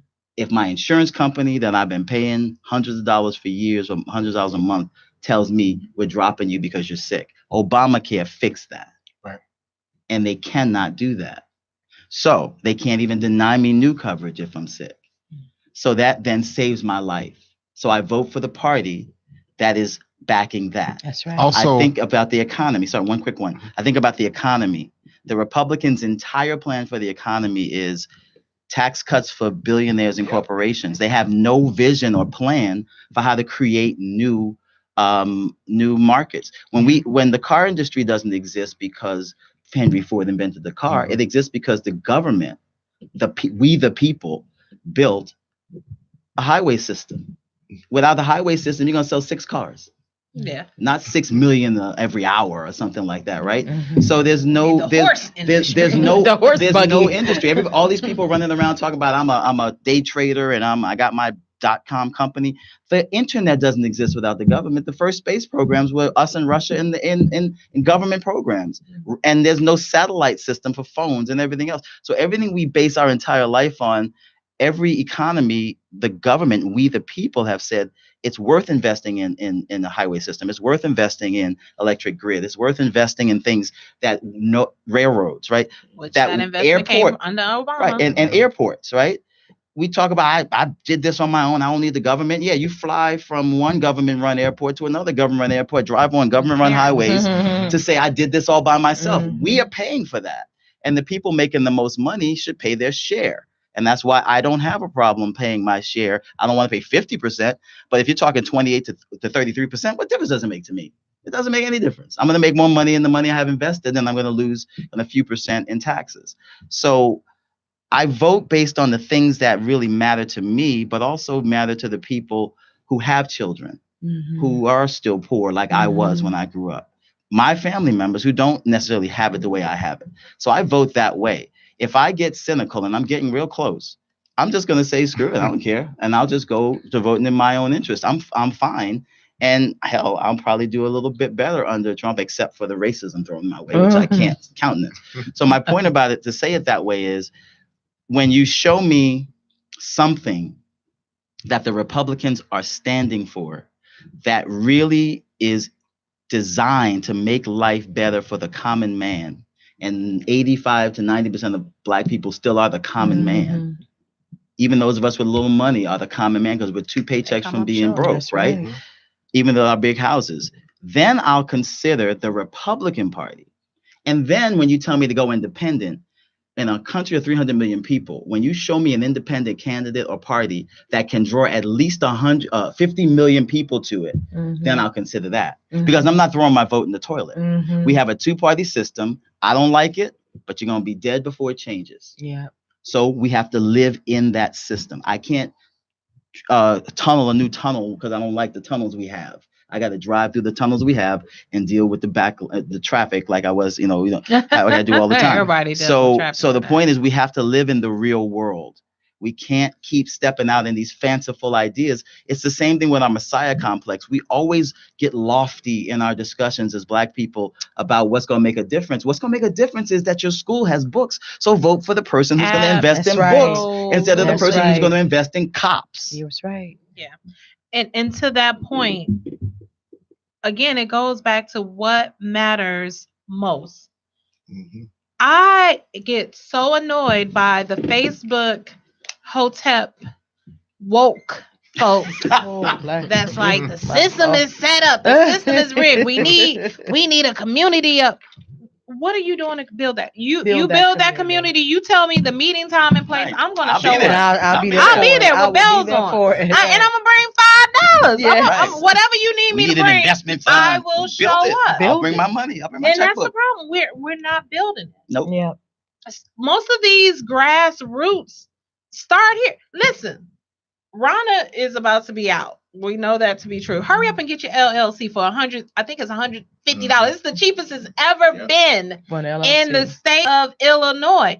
Hurry up and get that on the Rana before it goes back up to what it was, $500 some odd dollars, where it's affordable. And then you can say, "Oh, I'm a non-for-profit, for-profit, whatever you're gonna do with your business. At least you got that taken care of, out the way, and now you can start doing a meeting place. Hey, you can rent Intellectual Radio station for perhaps a meeting space. Call Wanda. Thank you. But do something. Just don't talk mess. Like, a lot of you are very eloquent and passionate about what you speak about and how corrupt this system is. And I don't doubt that you hold some very good points, but do something. Absolutely. I think most times what happens with most people, they get caught in social media. Social media has become the platform to really just give more opinion than fact. So now people are embracing more opinion than fact. So it makes it even harder for people to actually step up and do something for real, because even sometimes it's kind of stuff they say. I mean, that's being honest. A lot of people don't believe a lot of that stuff they toting. They're saying it because it's convenient. They're saying it because it sounds good. It reflects something John might have said, or maybe Gordon might have said, or maybe Story might have said. You have to really, the idea is that if you have the problem with Black is that we're so compartmentalized. Yep. Most everywhere you have so many different organizations on so many different accords, and nobody is really getting on one accord. The way that civil rights works, the way that a movement works, is that it has to be one movement, one unison. And if you're not one voice, and if you're not moving as one voice with varying opinions, and this organization has this, and this organization over here is going to do it that way, there's never going to be any real unity, because everybody is on their own agenda. And most times agenda, or your own agenda, spells ego. Yeah. And that's why they fight Exactly. on the same side of the issue. All the time. So I got a surface question for everybody. Would you date somebody of a different political No. background than yourself? No, not at all. It depends on how different. No. No Trump supporter ever. No. No ever. Trump Mm-mm. support. I literally got a number from a woman, and then we were sitting in the parking lot, and she said something about how she supported Trump. Black woman. And I just I knew some of us went in those polls. I knew it. I literally did not call her. Her cousin was there, and I got her cousin's number to give her some legal advice. And I was talking to her cousin more than I never contacted this woman. I never told her. I was like, I ain't hell with that. Because she was a Trump supporter, can't do it. Yeah. I cannot date Never. somebody I can't date somebody who openly supports a bigot. I'm sorry. I just can't, Well, because let's and take an Trump idiot. out of the equation. What Before if it's Trump, it was Obama? just the Republican Party. Yeah. So, like, Oh, well, can Yeah, you that- date a Republican Party in 2018? Well, let's go back. Yeah, let's say 2018. Let's say 2015. Trump wasn't around. Okay. Go ahead, you It go. might be I some think I hope without could. Trump. Without Trump, there may be a little hope, but I seriously doubt it. Because when you think about it, the discussions are good, but somebody's going to go to bed feeling some type of way. yeah. What if Yeah. they It's over are with. Republican just because their parents were? You know, like not really Trump supporters, but I'm a Republican, You mean so like a I Chicago go Republican or a New York Republican like Yeah. with that? right. They're socially liberal and fiscally conservative. Does that Okay. exist? Yes. Yeah. Okay. Yeah. So would you do that? Like before Giuliani completely lost his mind. He always was a racist, but he was pro-choice when he ran for mayor in New York, but he was Republican. But then he became pro-life when he wanted to be president. So see, they figured that. Well, I'm sorry, I don't have an opinion.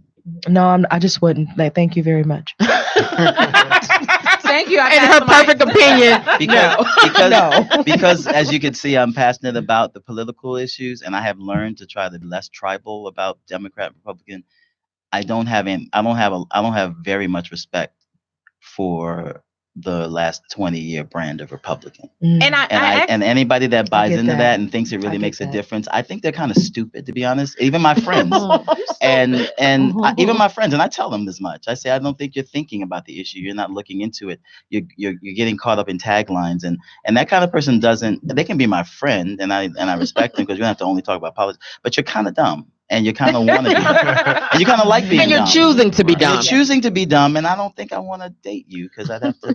So how Yeah. soon You're is dumb. too soon to talk politics with the person that you is a potential interest? I want to know. I had a up front. You do? I had a Mhm. horrible date.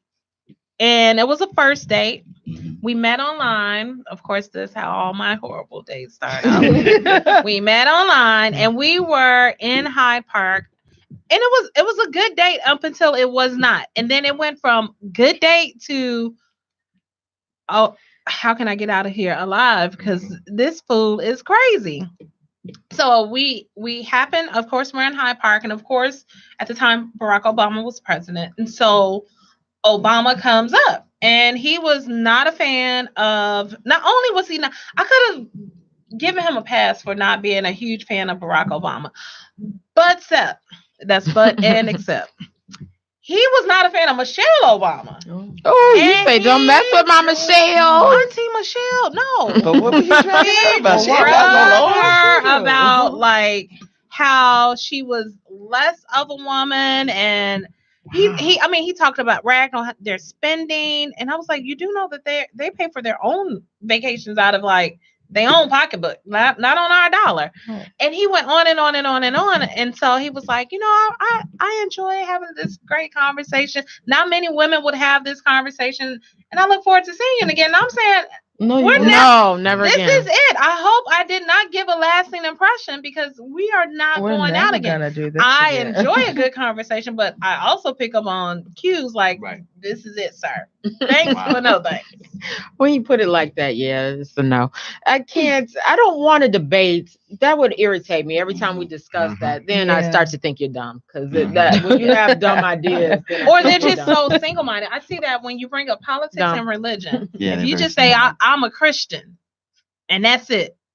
Right. Okay. Like, What does that mean to you? my Well, mama was I'm a just Christian. We go to church on Easter and Mother's You don't Day. love Jesus? And No. Yeah, I think that I could, as long as a person had an articulated reason. Like I just said. That seems logical. That seems like, if I didn't come from a poor family, even though I, make a good living, and if I didn't go to school on federal aid and all the things like other poor people did, I'd probably be the kind of person that said, yeah, none of them are going to fix anything, and at least they'll cut my taxes, so I'll vote for them. And that's what I would say. And if I had the privilege of being white and not worrying about, the racism, I'd say, yeah. So if I met a person who either was black or not black, and they decided that they weren't as offended by the racism if they weren't black, if they weren't white, and decided to tune it all out and say, go for the tax cut, and I'm a business leader or whatever, I'd at least respect that. Because then when I brought up the racism, they'd go, yeah, that's not good. Or I'd bring up the whole abortion. Oh, yeah, well, they shouldn't really be. And they would be, if you're open-minded on issues, I can date you. Absolutely. And, Yeah, but okay. if you're see very, that. because I'm very, as you can tell, I just throw the word stupid around, and I even say, I say words like that to my friends sometimes, and that doesn't work too well. But they stay my Don't friend. call your friends. No, Right. I tell people Rule that number they one, don't call your deflect. friends I tell people that they're willfully ignorant, though, because they Mm. are. But yeah, it's kind of hard when the political arena is so charged. The person can't be a passionate political Republican and be with me. That's never gonna work, because I've had that happen when I'm talking to someone and some woman pops off with some comment, and I'm literally at the bar like, yeah, we were about to, you could pass me that. It's about to get and the I'm best not, yeah, evening of your life. Yo, look. But Nima, look, you might get it tonight, but I ain't calling you tomorrow. Right. And if you ain't ready tonight, then don't worry about me following up, because I don't want to hear that crap Look, again. let's talk and we'll move. Yeah, but that's a good question. I mean, nowadays, I was thinking about that with friendship, but what about that? I mean, I found, and this is, I gotta be honest, Oh. I found that I have a good number of white friends, and people that I feel real close. The vast majority of my friends, of course, are black or Asian, Hispanic, but a good number of white friends.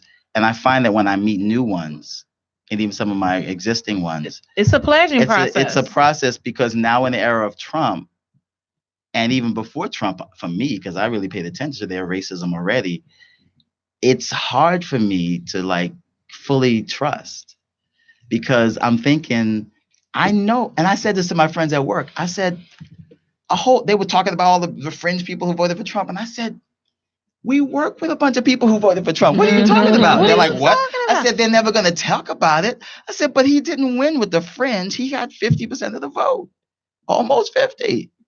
Yep. I said, there's a lot of people in our hallways. And I was saying some of y'all, but I didn't say that. Right. Yeah. Who voted for him? And they're just like, what? Not Like I don't know. How'd you know? Like I don't know. Right. I said, some of your neighbors who are smiling in your face going, oh, that guy Trump voted for him and will again. I said, Absolutely. they are not that offended by what's going on, and they butt you to death about it and come up and deflect. Or what about Clinton? What about Clinton? I'm talking about the racist Trump.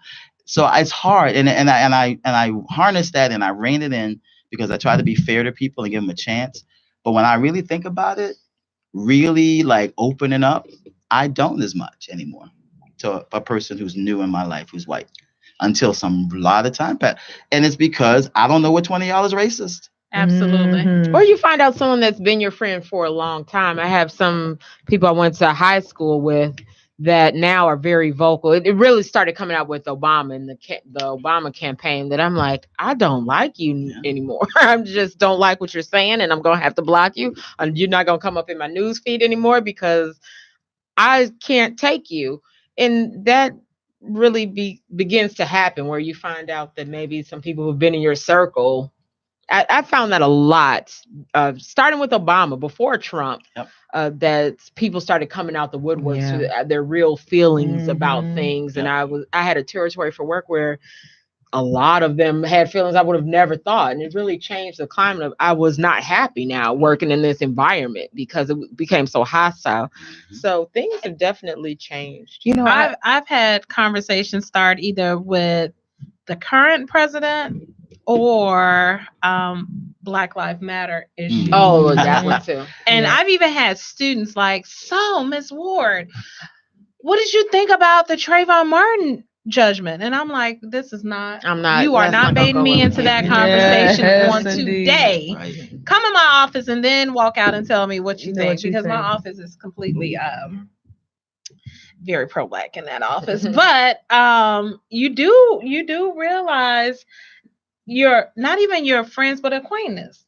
I know I don't have any like friends at work. It's just weird just at work. But there is two ladies that I do have conversations with, and I test them, and I'll ask them. You want to make sure they're not racist? Just to see kind of where so I love Trump. Let's see what they say. Let's see where they stand on certain issues. I kid you not, I was in a meeting, and one of my white counterparts was upset because there was a table for celebrating the Day of Dead.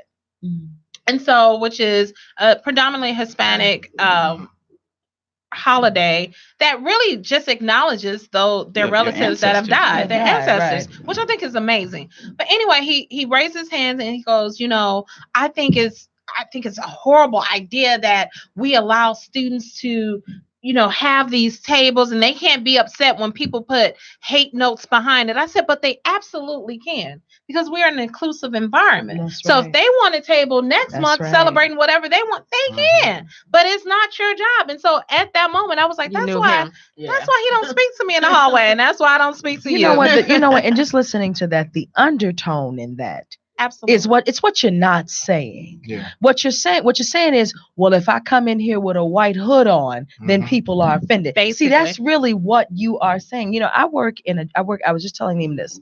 I work at an art handling company, and I am one of two women and the only Black person in this entire company.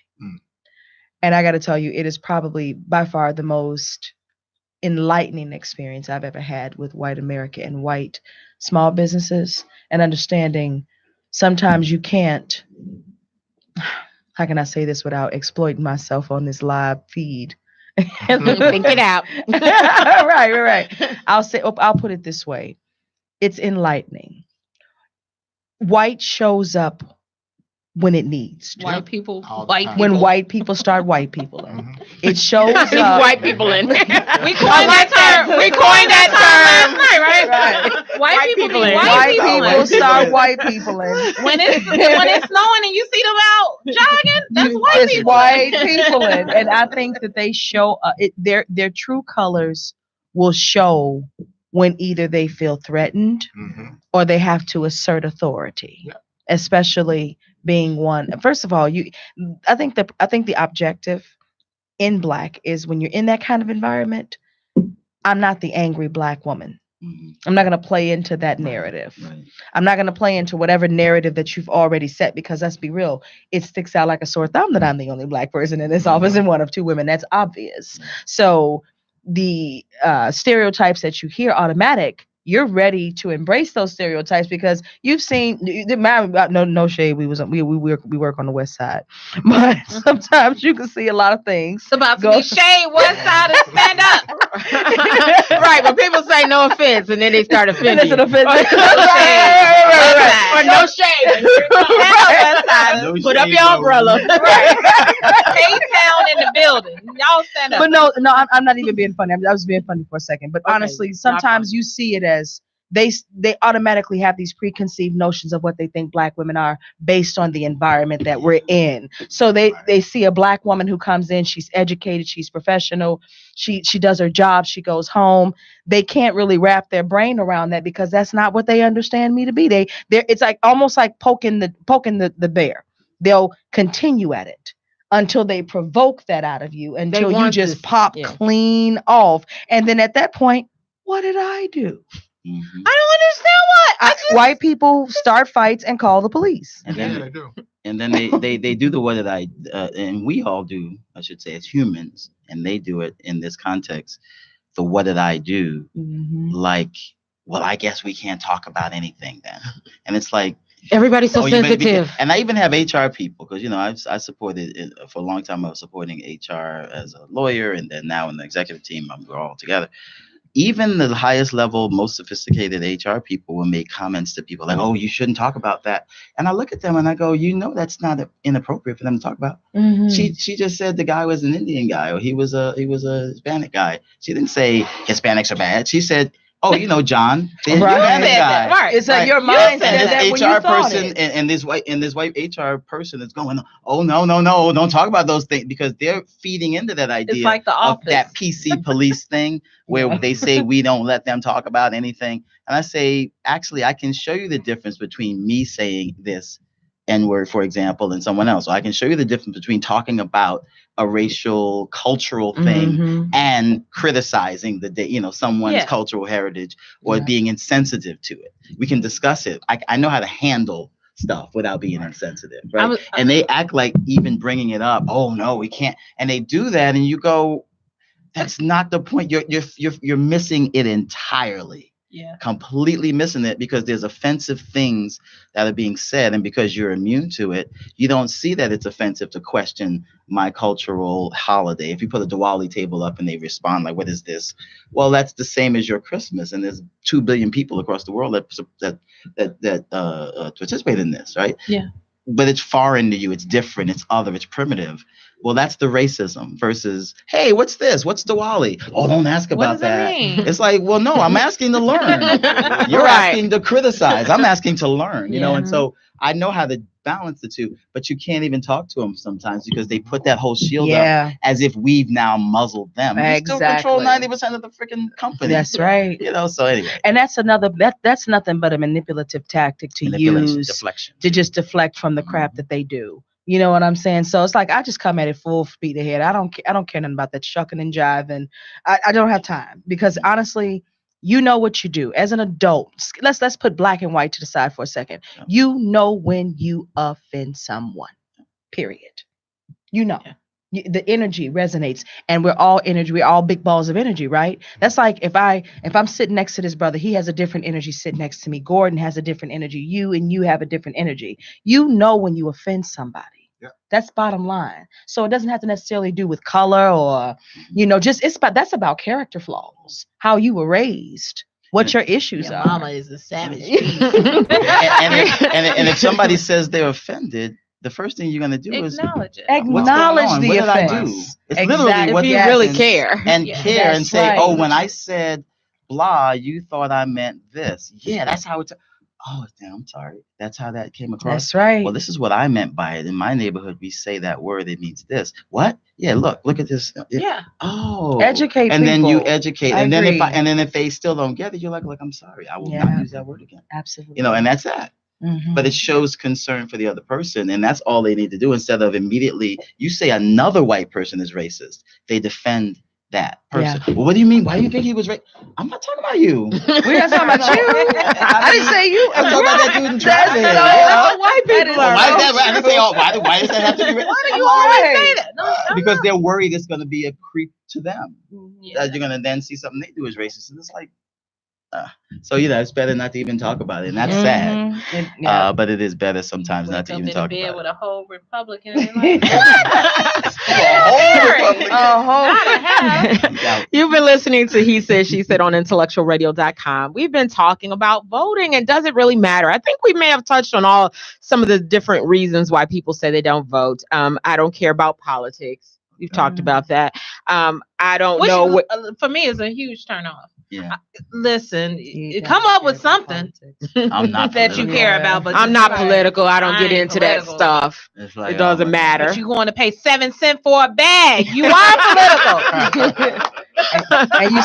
and you still mad at Tony Preckwinkle You right still now. mad. I'm still mad at her. I'm mad at her. That sugar. Who has the audacity to be right? When I get to the grocery store and they go, "Do you want a bag?" I'm like, "How do you expect me to carry this out?" Right, and then the bags got cheaper. The bags break now. Yeah, Like they they do. were more durable. But they Now gotta you give me double a them. cheaper Then they brand gotta double. for 7 cents. Yeah, like no. You So get the Jewel, stronger bags for extra 3 cents. Extra Right. low fat. key, if you go to the Jewel, like all of the Jewels I've been to, I don't know what if they're protesting the bag tax, but they just been giving away bags.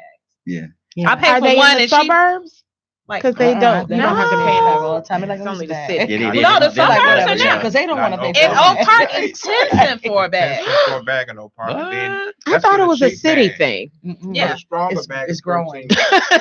Look, and They we- weigh the bag. Reusable bag. You get a 6 And pound or a 10 I think it was pound bag. Roywood Jr. One of those guys. No, not Roywood Jr. The guy that's on the Daily Show, the black guy. I forget his name. Ricky But Smiley. no, the black The guy Daily- on the Daily- Daily Show. Oh, you talking about He's hilarious. Trevor Noah? No, the not other, Trevor? not the host, but he's the one that crossed my. Anyway, Okay. he said, as black people, we need a bag. He was like, I was in the store buying some electronic thing or whatever, and the lady asked me, "Do I need a bag?" He said, "Miss, I'm a black man. I can't walk out of here. Yeah, I need a bag and a receipt too." I walk out of the store with the bag and I'm nervous, like Right. oh, God, like, Walmart, you like, oh no, check. walking around without a I'm bag. like, want to check. please and thank you. Give me a bag. I saw a meme that said you don't have to worry about black people contributing to plastic pollution because we reuse we our use bags. our My bags. bag is My an actual rain hat, my lunch bag. my garbage bag. My garbage bag, I get a whole lot Yep. of use out of that plastic bag. I'm not your problem. Your flour bag for your chicken. Listen.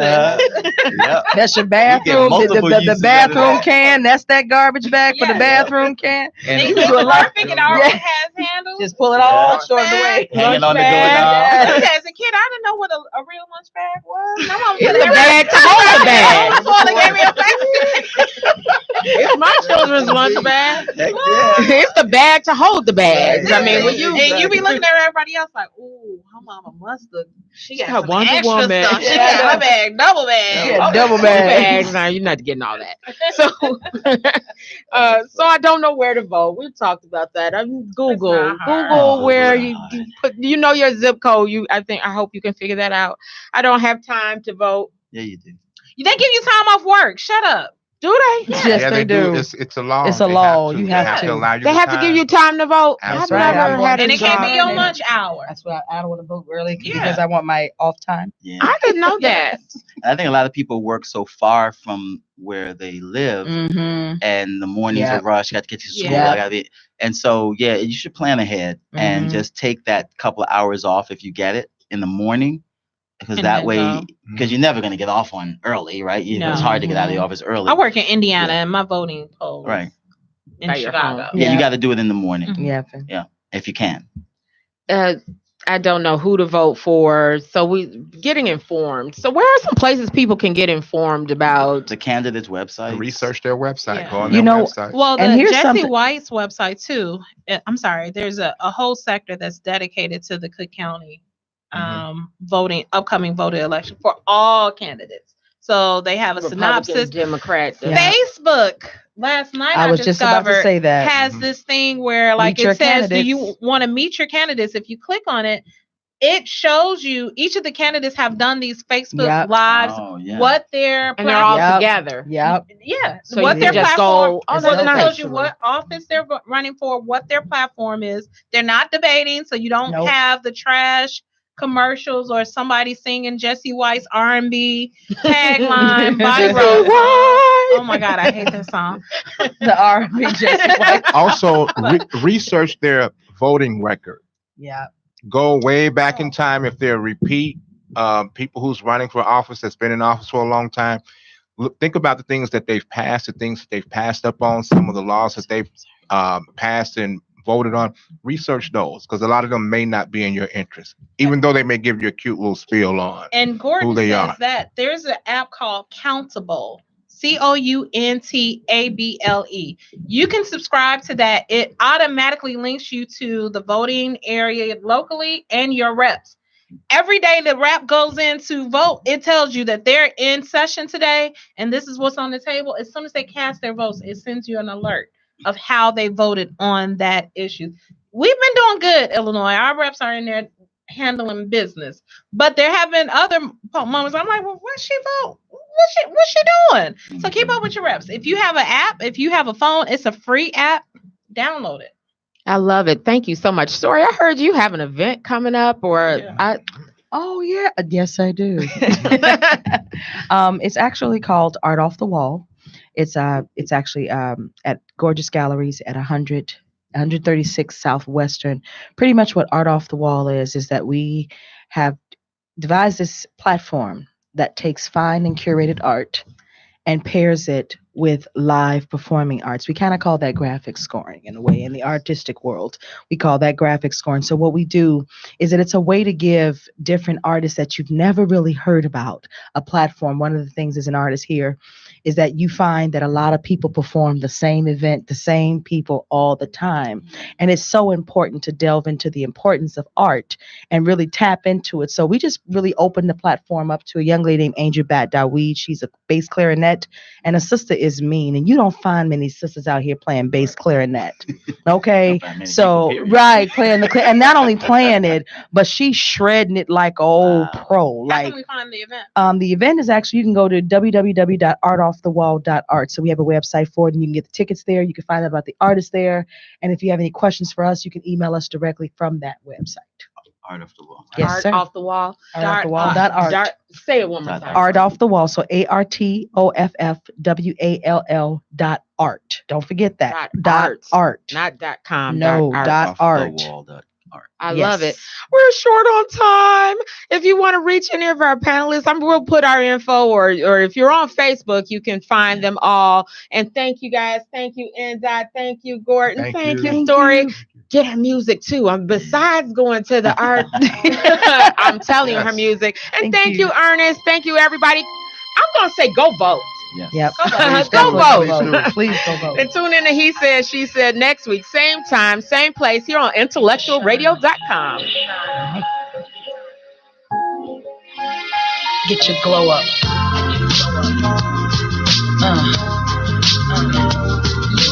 One time. For the babies on the south side. Hey, this is Wanda B. Listen to He Said, She Said every Sunday at 2 p.m. on IntellectualRadio.com. Shot time.